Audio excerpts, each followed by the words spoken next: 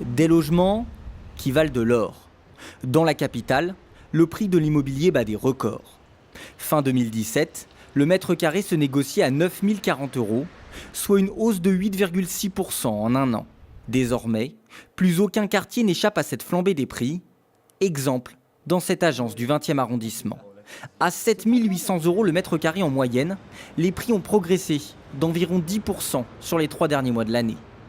Le 20e est un très très bon marché de report. C'est-à-dire que les personnes qui voulaient acheter dans le 11e et qui voulaient acheter dans le 12e, sur des prix qui sont déjà très très hauts, elles préfèrent acheter plus de mètres carrés sur du 20e à des prix qui sont quand même attractifs par rapport à ces quartiers-là.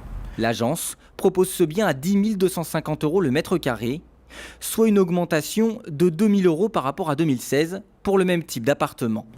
Dans de l'ancien, en étage élevé, avec parquet, moulure et cheminée, en 2016, on l'aurait vendu dans les environs de 8 700 voire 8 900 € du mètre carré.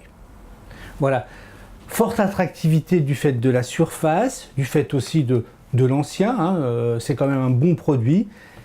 Il a pris quand même une certaine augmentation. Si les logements sont toujours plus chers dans la capitale, en grande couronne, les prix progressent peu, plus 1,4% pour les appartements, plus 2,9% pour les maisons. L'écart n'a d'ailleurs jamais été aussi élevé depuis plus de 20 ans. Principale raison, la raréfaction des biens à Paris. Quand vous cherchez un bien à Paris, tout le monde le dit, il n'y a rien à vendre, il n'y a rien à vendre. Donc forcément, ce déséquilibre entre offre et demande fait que les prix montent.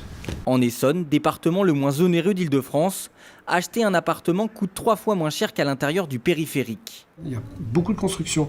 Et donc du coup, le déséquilibre entre l'offre et la demande est beaucoup moins fort.